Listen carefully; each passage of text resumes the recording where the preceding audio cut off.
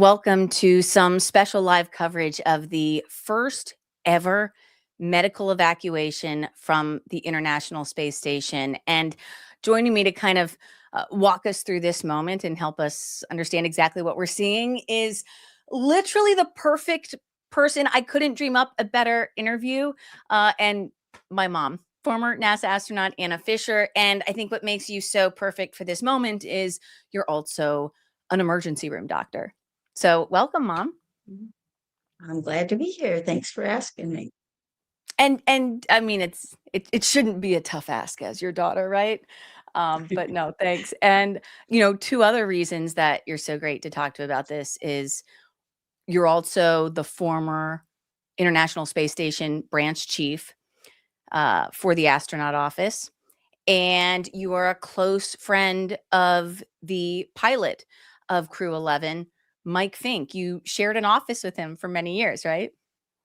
Well, that and plus, when his class, the 1996 class, came on board, they were assigned to each of us, and Mike Fincke was assigned to me, so I was his mentor when he first became an astronaut. So it's been really fun for me to watch how his career has developed and how well he's done over all the years.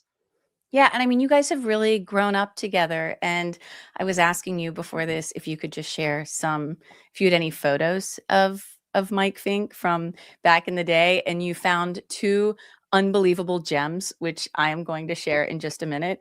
But first, just to kind of set the scene, Crew 11 is inside, and I'm just gonna pop up a picture of Crew 11 while I talk about him. Right here, one second. Let me just get this on the stage. There we go. Crew 11, there they are. This is them from just a few days ago during the change of command ceremony. Right. And Crew 11, four of them, two NASA astronauts, one Russian cosmonaut, and one Japanese astronaut are right now inside their Dragon capsule. The hatch has been closed, and they are preparing for their return to Earth. Undocking is set for 5:20 Eastern time, and the official live NASA coverage should start in about 7 minutes, guys. So we'll keep an eye on that. But Mom, I wanted to talk to you first about obviously the medical component of this, because you've got an astronaut's. You always have astronauts' lives on the line, but in particular, in this moment, I really think you're uniquely suited to speak to this. So first, I have to ask, do you know anything that we don't already know? Do you know who the astronaut is that suffered from this medical condition? And do you have any idea what this astronaut is suffering from?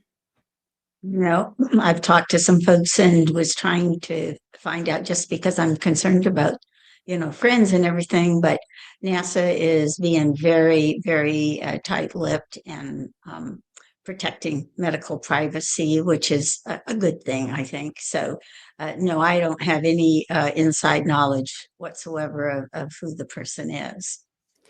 As an astronaut, are you told by NASA not to talk about your health or medical condition, or do you not receive any sort of guidance about that? I mean, what's the standard protocol?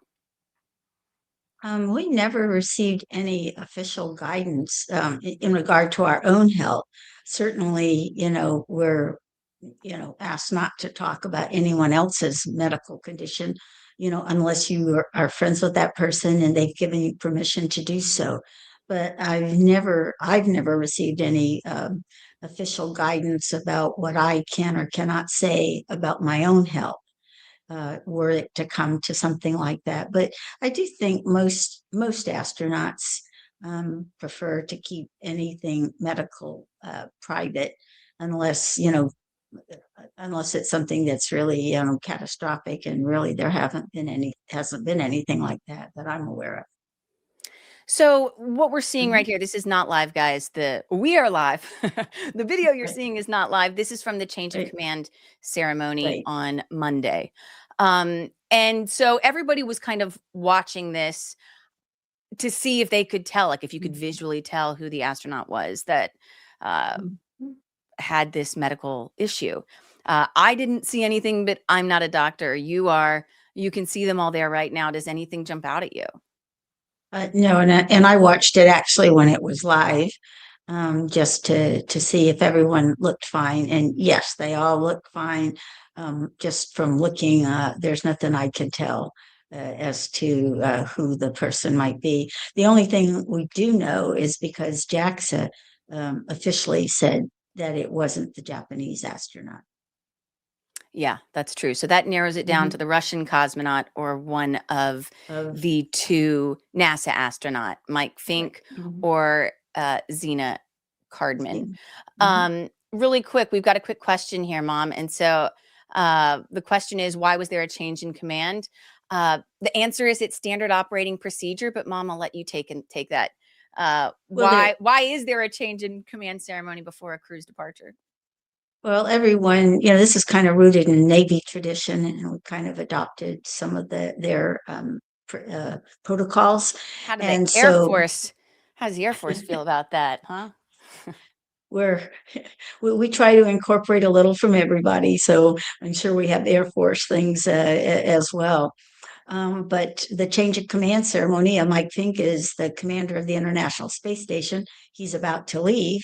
And so, of course, they have to have a new commander. So this happens every time a crew leaves, if the commander's on board that flight leaving. So, And so you'll actually see them ring the bell at the end of yes, this change in command ceremony. And so right now they're yes, preparing for the undock from the International Space Station. right. Mhm. Let's dig into the what the medical conditions could be, right? Like because I was talking to you earlier, and you can kind of start to rule out various different things without, violating anybody's privacy. But when you heard that there was a medical condition, what were like the immediate things that went through your mind in terms of what it could or could not be? Well, a couple of things is probably not something like, um, like finding a lump of cancer or something like that, since the crew was getting, they were within about a month or so of coming home anyway. And so it's probably not something that would have required that they depart early, or at least as early as they are now. I mean, the thing that comes to my mind is just something cardiac related. Uh, A and heart issue. some kind of, yeah, just some kind of arrhythmia or something like that. And that's not life threatening, but that needs to be looked at, and the etiology discovered. I've gone through a similar situation with my partner, and so I'm kind of familiar with how that can present as being um, urgent, but not an emergency where you have to do an emergency deorbit. But it's certainly something that you don't want to wait weeks and weeks for, because you never know what's going to happen. And Yeah, and I also think we that's important to point like if this Mhm. is not it's the first ever medical evacuation, but NASA was, very clear that this was not an emergency evacuation. Right. And it's probably, so anyway, that's what would be So what a I would heart think of issue is your first guess. is my Something to do with the first heart. guess. Okay. Yes. And Any others? so not really. I mean, that's really the main thing that comes to mind for me. I'm sure, other people might think of some other things, but that's the number one that would come to mind, that you want to get it taken care of. But it's not so urgent that, doing an emergency deorbit is that would be a very major decision, because they had to move the recovery people everywhere. They have to, there's a lot of preparation that goes into the deorbit and picking up the crew members. So you don't want to put all those people at risk rushing around trying to get everything done if it's not really medically necessary. So I, but anyway, just thinking over what other things it could be, it's probably not, some kind of an infectious illness or something like that. They all look fine to me in terms of how Yeah. they feel and so forth. So, that's the number one thing that comes to mind. Well, the thing that really jumped out to me was that this medical condition or medical issue was first detected during their preparations for a spacewalk. And as you know, those moments when prior to, an astronaut embarking on a spacewalk, you have to do certain things to prepare your body, get the nitrogen out. And that can, put its own strain on the body, but it's also a time when you're doing checks on the human body itself. So it seemed like a natural time for a medical condition to be noticed or to arise. And I just want to play for you. NASA held a press conference last week with the new NASA administrator, Jared Isaacman, where they talked about this where he announced the first ever medical evacuation from the United States, from the International Space Station, said that this would happen. And so I was there. I asked him a question about this. I'm going to play it. And then I'd love to get the doctor responded to my question. And I'd love to get your interpretation of what NASA's doctor said. So here we go. Let me cue it up. And there you go. And we'll go with Kristin Fisher with Endless Void Media. There's a microphone right behind you. Yeah.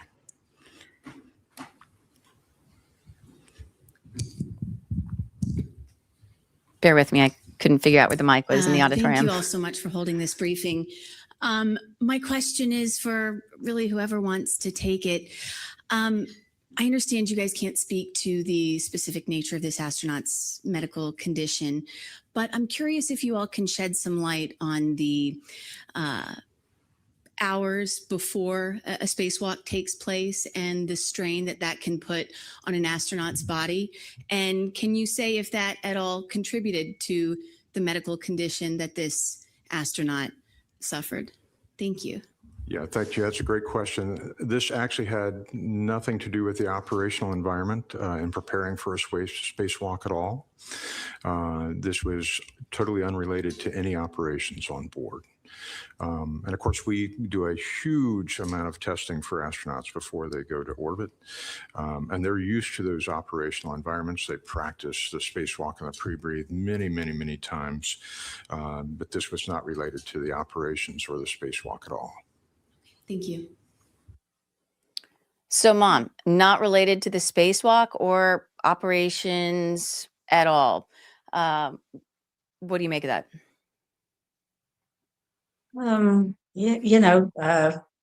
You can also have, heart issues and things like that show up just, anytime, really. But it's hard for me on this one to say exactly what it could be. Though when they are doing the pre-breathe preparation, it is like going up to altitude, but they're also breathing a much higher percentage of oxygen. So it really should not put that much more. I mean, if you go to altitude and you don't have supplemental oxygen, then yes, that could put stress on your heart, but that isn't the case in a pre-breathe. So, it's just really hard to say, but heart issues can crop up anytime. And the other thing, I'm not quite sure if they're constantly monitoring, if they have electrodes on where they're monitoring their heart, because it was the Japanese astronaut who called down and requested a private medical conference. And if they were being monitored, if their heart rate and everything was being monitored, you would have thought that would have, and they saw something unusual, you would think that the flight surgeon would have said something and requested it. So, it's kind of a little bit of a mystery. Here, I've got a question from John Hincke. He wants to know if microgravity maybe aggravated a vascular issue. I mean, it's certainly possible that, but Mike's been in space. I think this is his third long expedition, and he's also flown a short shuttle mission. So he's been in that environment, a great deal, and has a long history of having done well. but certainly we don't understand everything about how the body's circulatory system responds in microgravity. And so, that's certainly a possibility. So we've talked a lot about what it could be. One other thing that popped to mind for me was, could it have anything to do with vision? Like you hear about vision changes during long duration missions. Um, is there any way that could be a factor? I don't know if that would qualify as like a serious medical condition, but maybe. Well, I suppose that's possible, but I'm not sure. I'm trying to, only if the person, in fact, if for some reason the blood flow to an eye was an issue, that truly would be an emergency. I mean, that is one of the emergencies you have, because you only have a short time if you cut off circulation to the eye before you actually lose the vision. In fact, I'm very familiar with that because that's what happened to my mom, your grandmother, and she did Oh, lose the really? vision in her. Yes, she lost the vision in her eye. Wow. And so And I think microgravity could exacerbate that? it could, but that would be a true emergency. Yeah. Like if you If were you're gonna trying go to make blind. sure. Yes, but usually it's not both eyes. Usually it's one, but I don't think that's the case here. But certainly, circulatory issues in microgravity where blood flow is different when you've got a lot of congestion up in your head. And definitely when you look in astronauts' eyes that have been on orbit a long time, you see things that look like papilledema, increase intracranial pressure, like you might see in a head injury and stuff. So you definitely see that. So I suppose that it is a possibility, but it's hard to say. Okay, so and I just want to, if anybody's just now joining us, we don't know for sure that any of the things that we are discussing are indeed what this unknown astronaut is suffering from. We're just kind of running through the possibilities of what it could be, and doing that from an educated perspective with my mom, who is both a doctor and astronaut. So you can speak to the dangers or the difficulties of microgravity on the human body, and also just what are the more common ailments that pop up when you're doing a long duration space flight like Crew 11 has done. So just to kind of let you guys know where we are, and I know, Mom, you were very worried about this. She was like, how do I know? How am I going to know what's going on? She's like, I want to watch it. If I'm talking to you. So Mom, here's your answer. I am monitoring it. And also sometimes people get so upset when they see me looking at another screen and they think that I'm not paying attention. Promise y'all I'm paying attention. I'm just kind of juggling a few things to watch this and make sure it works. So we are still awaiting NASA's official feed to restart for Crew 11's undocking. So I'm watching it. When it starts, we'll take it live for a bit. How about that? Does that make you feel better, Mom? Yes, it's always good to know exactly what's going on. You know me. I do. You are the person who, when you come and babysit my kids, comes up with a 20-point checklist for my kids to follow before they go to bed. So once an astronaut, always an astronaut. Hey, it worked for a while anyway. It really did. It worked for a while until Mom and Dad came back and they were like, we don't want to do a 20-point checklist before bed every night. Really quick, I'm just going to get through a few questions while we have some time from people that have been watching. And we've got someone saying, hello, Mom, you are one of our American heroes. Oh, I second that. Here's a question from John. And this one is another question that was brought up during the press conference with Jared Isaacman last week. This situation brings questions about traveling to the moon or Mars. Right now, there is no medical doctor up at the international station, up at the International Space Station. When you were selected as an astronaut, you were part of the first group of civilians to be selected as astronauts back in 1978. So that was like the first time that doctors, like actual medical doctors, were astronauts. And lots of doctors have flown in space now with NASA. But on this particular mission up at the space station, there aren't any. Do you think there should always be a doctor up at the space station? Well, there's really only a limited amount of things that a doctor can do. Certainly on the shuttle, we had very limited capability. And the space station has a little more capability, but still not a lot. I mean, if somebody has a life-threatening condition, we have never performed surgery, on Right. board in space. So we still have a lot to learn. So there's always one or two crew members on board who are trained as EMTs. So they go through the same training that an EMT has. And in fact, one of the earlier astronauts, actually in your dad's class, Dave Hilmers, loved that training so much. He eventually, after he left NASA, went back to medical school to become a doctor because he enjoyed it. But so there's always somebody on board who's had medical training. Well, I think And then, of course, everybody has had medical training, right? well, but not the EMT, not everybody in Not the the crew full gets EMT training. the full EMT training, because that takes quite a bit of time.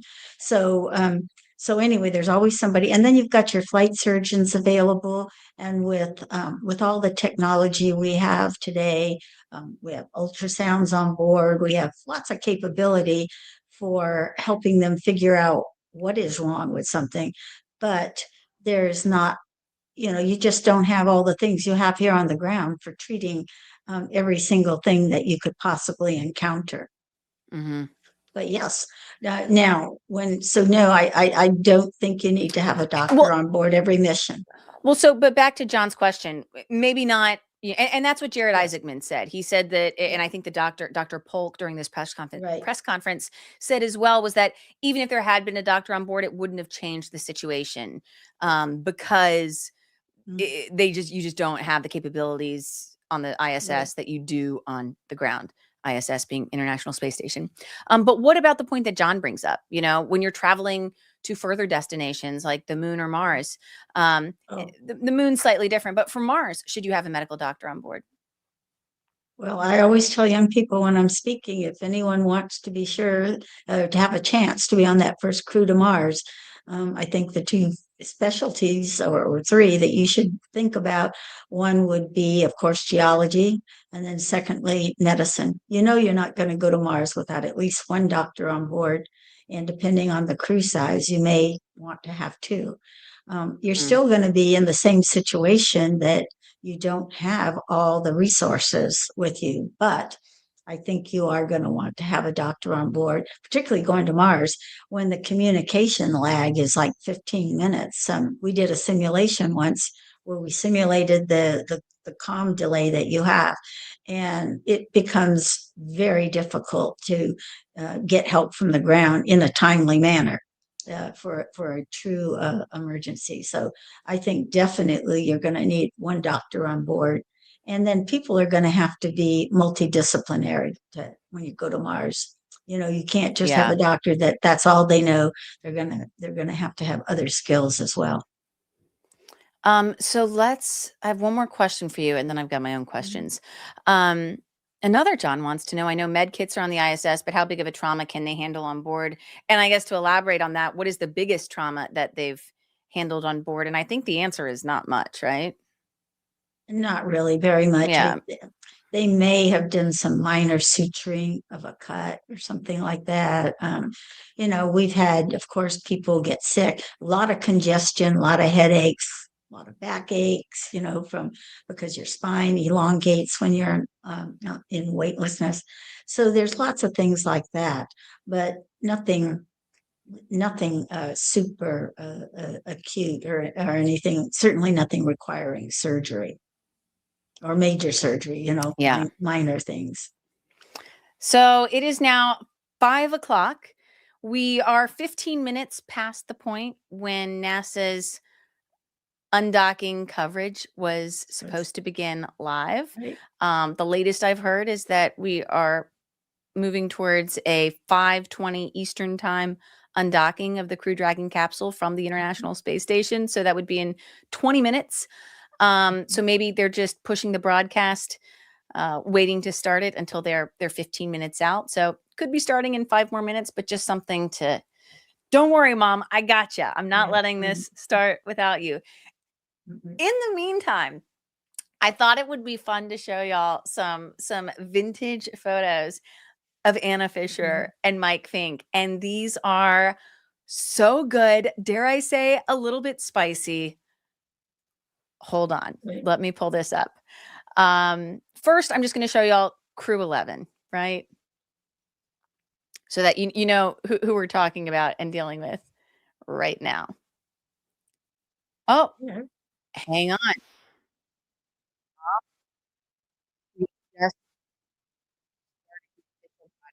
Yes. Wow, that was quite the tease for you guys. Give me a second. I'm just pulling it up for you, Mom. Okay.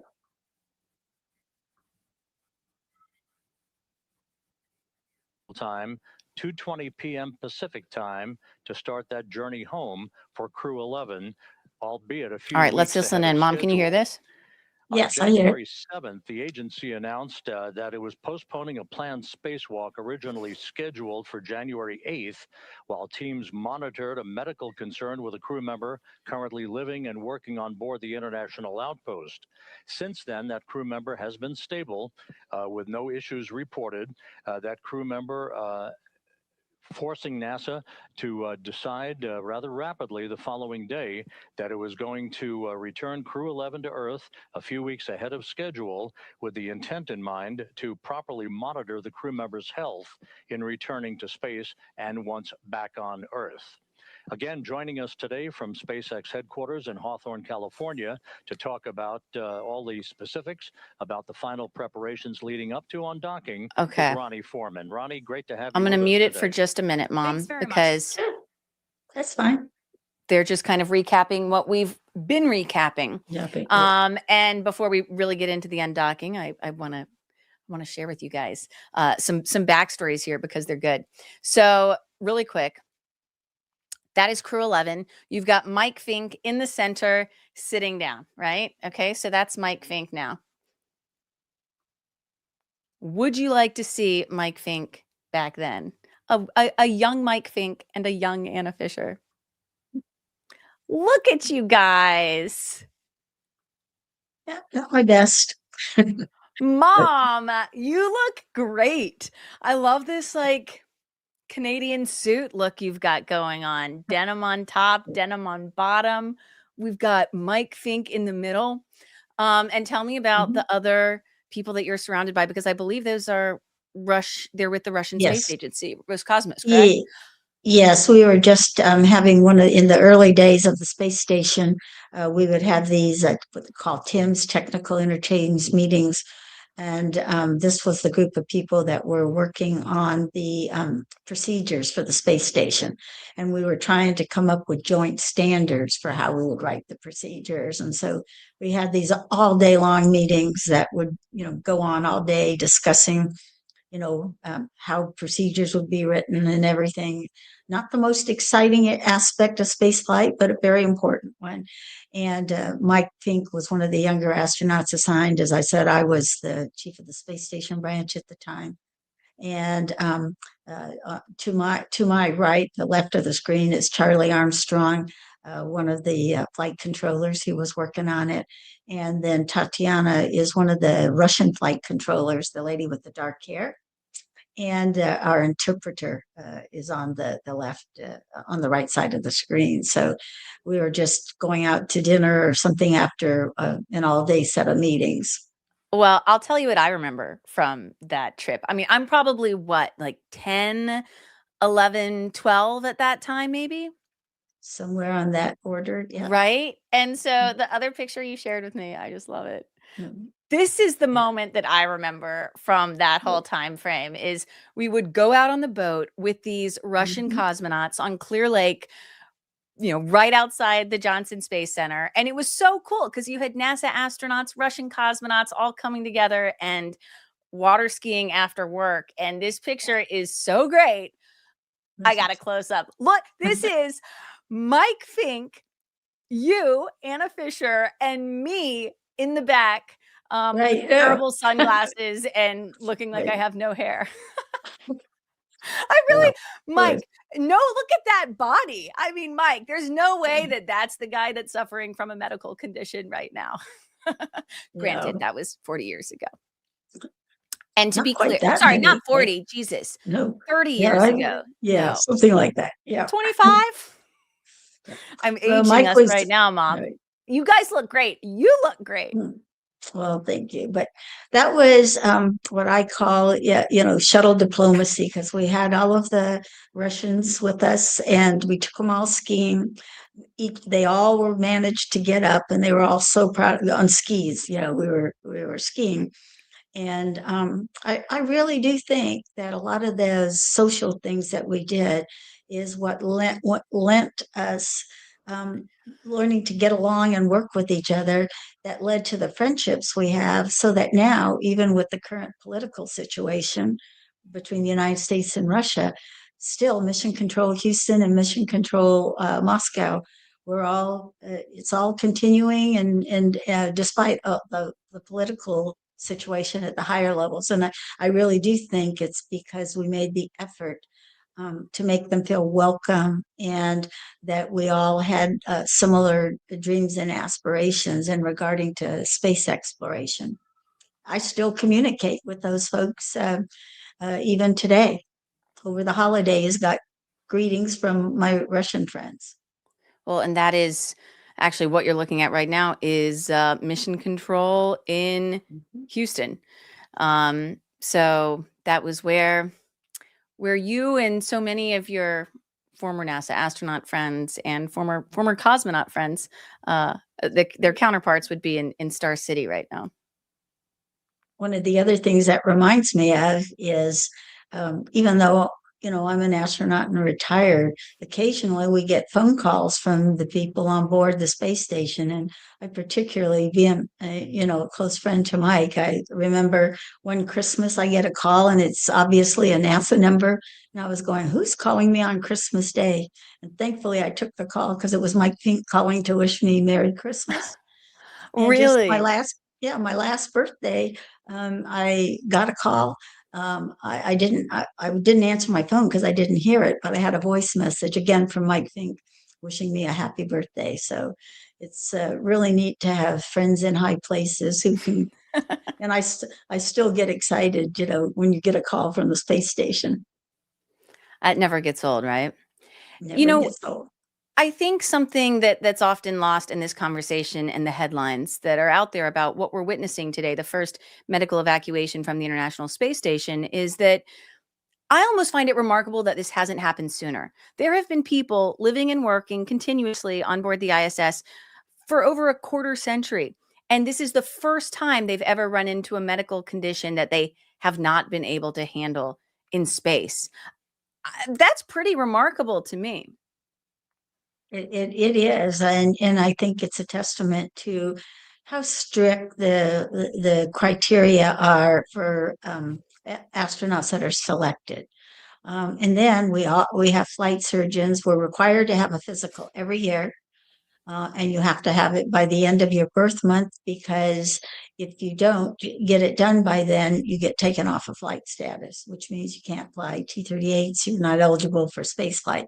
So everybody gets their physicals done, and the flight surgeons they're not there to ground you for an issue. They're there to help you, if it's possible, to overcome whatever the issue is. And so, so we're monitored very, very closely. And the only other time there's ever been a medical emergency evacuation was early in the Soviet program. One of the Russians, they had to do an emergency evacuation. I don't really know the details, but I do know that they did. So it's very rare. Lots of minor issues, lots of little things that people have, as I mentioned earlier. But an issue requiring a medical evacuation, that is extremely rare because of how healthy the people are that they pick initially, and then how they take care of us. Mom, I was thinking about, just the history of how so many astronauts, especially the early astronauts, Mercury, Gemini, Apollo, they said they were far more afraid of the medical doctors and going to see the flight surgeons than they were actually flying to space, because they were the doctors were the ones who could take away their ability to fly. Do I have that right? Yes, it And really oh, go it on. was. It was kind of, I think a lot of, particularly the pilots too, because the flight surgeon could ground them from what they love to do, which is fly. And so I would say in the early years, there was kind of a feeling of an adversarial kind of a relationship. But the newer flight surgeons that have come along and the newer astronauts that have come on board have really gone a long way to where it really is a team effort now, where you go to your flight surgeon and your flight surgeon is not trying to ground you. They're trying to solve whatever the problem is and get you back on flight status as soon as possible. So that I've seen a real change in that relationship between astronauts and their flight surgeons since the early days, like when our class was first selected. Well, so the other thing that I was thinking about as I was listening to all of this was, can you imagine how upset my dad, your ex-husband, former NASA astronaut Bill Fisher, would have been if he was up in space and he had some kind of medical condition and he had to be the reason that his whole crew Oh, came home early? Like, yeah. dad and astronauts like him would have, back then they would have hated that, and I'm sure there's still an element of that today, but I've seen nothing like that from the statements that Crew 11 have put out so far. They talk about what a family decision this was, how it's bittersweet. I mean, there's been none of that, but it crossed my mind. Am I reading? Do you think I have Dad's reaction right on what it would have been? I think This he is would have him. been really upset if he didn't get to do his EVA, his Yeah. spacewalk. That Yeah. would have been what would have really upset him. And of course, if you look back at the shuttle, I mean, the longest shuttle mission at most was 2 weeks. So if you come back early, you're losing a significant amount of your time in space. I think on space station, it's probably less of an issue. I mean, yes, you want to be up there as long as possible. But you also kind of miss your family and everything. So I don't think it's as just the only thing, like I said, is I felt sorry for Xena not getting to do her spacewalk that she was trained for, I um, know. but she'll get many other opportunities, Well, I'm sure. yeah, no doubt about that. And I think that I've also thought a lot about how both Xena and Mike Fincke were delayed in even getting to space. I mean, Xena was bumped off a previous mission to make room for Butch and Sunny, the two astronauts that were stuck in space, even though they weren't really stuck in space, in order to bring them home safely. So she was bumped off that mission to this one. Now this mission cut short a bit, but only cut short by a few weeks. And Mike Fincke too. I mean, he hadn't flown in space, had not flown to space for so long because he had been assigned to Boeing's Starliner. Remember, Starliner is what Yes.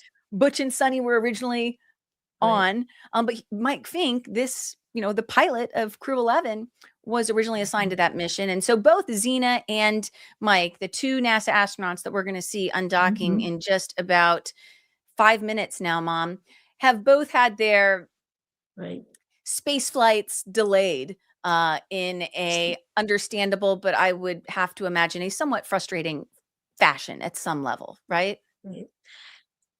Definitely, but they've had many months on board now, and so the thing is, as you're spending more and more time in space, you're going to have to just expect that these kind of things are going to happen. It's really, we never had to encounter these things like the situation with Butch and Sunny, and having to figure out how to get them back. And so these kind of situations where it's going to bump someone so someone can come back or so forth. The more you spend time in space, the more those kind of things are going to crop up. So, you just need to be a professional about it. And I'm sure they are, Mike and Sina and the cosmonaut who's on board. And I guess on the positive side, they get to see their families a little bit sooner. So, Yeah, I mean, they've got to Mhm. be thrilled about that. So, Mom, we are now 4 minutes away from the scheduled undocking. We'll see if they Mhm. stick to that schedule. One of the Since, other, walk us yeah. through what we're about to see. It's the Dragon separating from the space station, and then walk us through like what the next few hours of their return to Earth are going to be like, and specifically what happens when these astronauts splash down. Do they go straight to a hospital? Do they go back to JSC, and are they treated by doctors there? How is that going to work? Well, I'm not 100% sure what they're going to do now because of the medical issue. Generally, what happens is usually they land off the coast of Florida. So they bring them back to crew quarters, and then they bring them back to the Johnson Space Center, where we have a special facility. You have to remember that most of the people coming back now have been up there for 6 months or so. And so the initial period when they're back, they're not supposed to drive by themselves. They're not supposed to be alone at night because they can get up in the middle of the night and get confused and think they're in space and then hurt themselves. So they stay at a facility called the crew quarters at Kennedy, and then we have another facility here at the Johnson Space Center. So and then they have to go into a very couple weeks long rehabilitation thing to get their muscle strength back and their balance and all those sorts of things. So usually that's what happens. What's going to happen in this case, I'm really not 100% sure. I would imagine that since the situation was that they were stable and they didn't have to do an emergency deorbit, I would think they probably want to bring them back to Houston so You that they think have so? the doctors that they have had in the past will be there. And also they'll be having their trainers there and everything. Unless there's something that they really want to get looked at immediately. And then, of course, San Diego and Los Angeles all have amazing medical facilities. So if they feel that's necessary before flying back to Houston, but they probably will they'll obviously have a flight surgeon there with them. And then they'll make that decision together based on whatever the issue is. So we're about 2 minutes away from undocking. You are looking at one angle of the International Space Station with the Crew Dragon capsule still attached. It should separate in about a minute. We should start seeing undocking, and I'll let us listen in at that point in time, Mom. And then inside, you've got Crew 11, 2 NASA astronauts, 1 Russian cosmonaut, 1 Japanese astronaut. We do not know which of those astronauts is suffering from this medical condition. And we don't know what that condition is. All we know is that this is the first time that anybody has ever been medically evacuated from the International Space Station. So, Mom, why don't we listen in here? Because I think we're about to see the springs kick in and push Dragon away from the space station. Do I have that right? I think so. And hopefully they're on schedule and everything's working as it's supposed to. Can you feel anything when you undock, or is it just smooth as butter? About Well- 20 seconds away from physical separation. 20 seconds away from physical separation.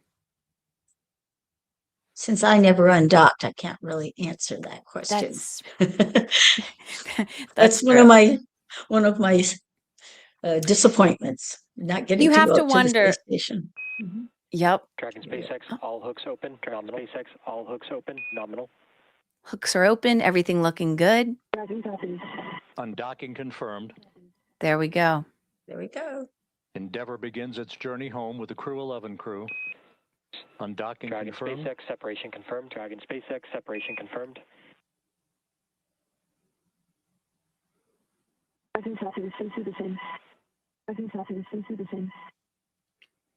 A good undocking burn, 4:20 p.m. Central Time, 5:20 p.m. Eastern Time for undocking. As Dragon and the International Space Station flew 260 statute miles south of Australia.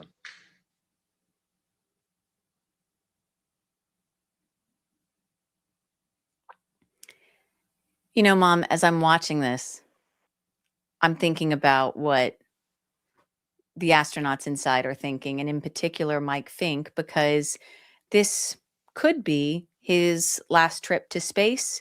He's a veteran, and this could be the last time that he visits the International Space Station and undocks and begins a return to Earth. I'm sure those kind of thoughts go through your mind. Yeah, you never know for any of them, for that matter, if that's going to be your last chance, because you never know what the future holds. But I just find this just so surreal to look at. The photography is just so amazing. They've And really improved the quality of it since your mission to space back in '84, right? yes, it's just truly amazing. And so the thing that I keep thinking about for you, Mom, is that, you know, this International Space Station is going to serve as a beacon of science. Oh, actually, this is our wow. first look inside the Crew Dragon capsule since its undocking. So that is a shot of Mike Fincke and Zena Cardman, the two NASA astronauts, commander and pilot. It's a pretty sexy shot inside the Crew Dragon. It looks nothing like the inside of your space shuttle, right, Mom? Well, you know, I love the shuttle, but definitely the Crew Dragon has a much more modern feel to it, I guess we could say. And it definitely is a very spacey look to their capsule. It looks great. And, you know, Mhm. we've been talking about, we have some new viewers now. So we've been talking about my mom's sort of unique perspective on this. The fact that she's a former astronaut, former head of the space station for the astronaut office, but also an emergency room doctor. And so we've been walking through the possible scenarios of what this medical condition could be that prompted this first ever medical evacuation from the International Space Station. And Mom, I know we covered this at the beginning of our live stream, but maybe you could just run through what you think the most likely condition is that prompted this evacuation. Well, as I said, you know, I have no knowledge of what is going on up there, but, you know, the thing that comes to mind for me is some kind of a cardiac arrhythmia, which may have resolved and be okay. But then once you have that, you have to be concerned that it could come back. That's the thing that I think is most likely. But you know, who knows? It could be pretty much anything. I was thinking as we were talking that I guess it's also possible that there's a clot that could form, like in your legs and things. That always has a risk because you know, the circulation of blood in space is definitely different. Certainly, so there's several things like that it could be. That it seems like it's less likely something infectious or something, you know, like a tumor or something like that you wouldn't necessarily have to come back urgently for, since they were already supposed to come back in a few weeks anyway. And you brought up an infection, but here's just a question that somebody asked. Bacteria growing on the outside of the ISS found inside from extravehicular walks. Is that a thing that you know of? And then also, has any disease originating solely from space ever been detected? You want to take a stab at that? Not to my knowledge. I have not heard of that one. Not heard of either of those things. Either of those, no. That's what I thought, but I wanted to let Mhm. the doctor answer. I think it's also so easy to, right now we're not really seeing pictures of their faces, but Mhm. just so many incredible astronauts on board or inside that Crew Dragon capsule right now. I know the commander, Zena Cardman, but the pilot, Mike Fincke, even better, because the two of you were office mates at, in the astronaut office for so many years. I remember him coming over to our home so many times. What in your view kind of sets him apart from other astronauts? Like, what's his unique skill set? What's his superpower? Oh, Mike has a lot of amazing skills. The first being that he spoke both Russian and Japanese before he ever came to NASA. He That's studied right. at the Moscow Institute, one of their universities. So he came on board as an astronaut with a great set of skills. Of course, he is educated at MIT. Just a really, really smart guy, really hardworking. When you gave Mike a job to do, he's going to do it, and you did not have to, look over his shoulder, make sure he was doing something, because when he said he was going to do something, he did it. And but that so technically he's very skilled, but then also his ability to communicate. He loves spaceflight. Like me, it's something he always wanted to do, and he's very good at communicating. He can talk to all kinds of audiences, from technical audiences to university students to young kids. But the thing that I love most about Mike is his enthusiasm, and he's just and kindness. He's just a very kind, good person. Has a wonderful family. His wife Renita. For those In that missed it, fact, that's my mom and Mike Fincke. Mom in the Canadian tuxedo, and Mike Fincke in the NASA jacket and khakis back in the day. yeah. Such a good human. Mom, I know you have a dinner to get to. How much more time do I have? Do I have 2 minutes? Did we say 5:30, Oh, of course. 4:30 your time? Yeah, that's fine. No, in fact, going out with some of my astronaut friends for dinner. Really? What are y'all doing? Yeah, What's the yeah. plan? We're going to go have dinner at a local French restaurant with Dick Richards, who was in your dad's class, and Brewster Yeah. Shaw and his wife, who are Brewster was in my class, astronaut class. So really looking forward to it. Nice. Well, before we go, I want to share my favorite photos that I just found today one more time. Look at this. Your pilot of Crew 11, ladies and gentlemen, Mike Fincke, from just like 2 years ago, right? Not too long ago. And there you are in the red, white, and blue swimsuit. We're on our boat. That's me in the background with the ridiculous sunglasses, probably like age 12. I don't know. Yeah, And we're on you guys look great, by the way. I do not, but y'all look incredible. And we're getting ready to go water skiing, because that's what you do when you're on a boat with a bunch of Russian cosmonauts who are sitting there in the back, and they're visiting, and you want to show them a good time. Can't believe I wore a red, white, and blue bathing suit, though, with our Russian. I was just gonna say, Mom, you're really sticking it to them. No, No, yeah, it I must guess have I been like just the wasn't. 4th of July or something. It was around that time. You can tell that the weather's warm. Yep. Oh my God, that's great. Yep. Well, before I let you go, we're gonna do a final check of where we're at.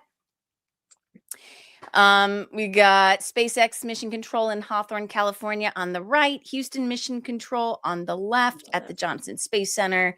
Crew 11 and the astronauts have now safely undocked from the International Space Station. They're returning to Earth, and they should be splashing down, I believe, around 3 or 4 in the morning Eastern time. So, Mom, you probably won't be up for that, but I know the new NASA administrator, Jared Isaacman, is going to be holding a press conference at JSC around, I think, 5 or 5:30 in the morning. Okay. So just personally, and I'd love to get your take, I'm loving this kind of new era of transparency that we're seeing so far from NASA. For the administrator to hold this presser right after the crew lands, but also to brief us so quickly last week and hold a full press conference with the NASA doctors and associate administrator was just refreshing, honestly. So we'll wish these astronauts and cosmonaut, the entire Crew 11, a safe return to Earth. Good luck and Godspeed. Mom, any final thoughts?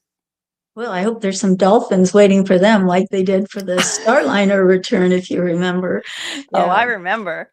Landing, that was really special to watch. They're going to be landing in the middle of the night, so that's always going to be that should be a great show for the people on the West Coast.